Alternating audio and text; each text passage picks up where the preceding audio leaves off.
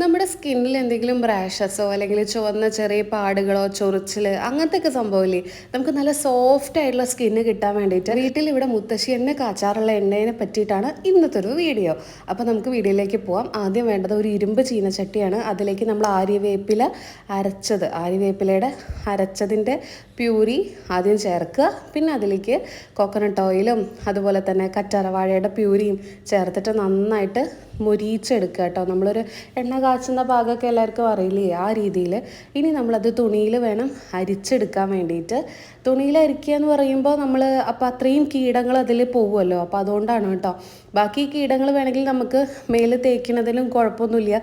ഇവിടെ മുത്തശ്ശിയൊക്കെ ചെയ്യാറുണ്ട്, പക്ഷേ നല്ല റിസൾട്ടും കിട്ടാറുണ്ട് കേട്ടോ. ഇതേപോലെ നിങ്ങളൊന്ന് ട്രൈ ചെയ്ത് നോക്കൂ കേട്ടോ. ഇത് നിങ്ങൾക്കൊരു 2 വർഷത്തോളമൊക്കെ വീട്ടിൽ തന്നെ നല്ല സുഖമായിട്ട് ഒരു സ്റ്റോർ ചെയ്തിട്ട് ഒരു ഗ്ലാസ് ബോട്ടിലൊക്കെ ഉണ്ടാക്കി വെക്കാൻ പറ്റും. അപ്പോൾ എല്ലാവരും ട്രൈ നോക്കൂ.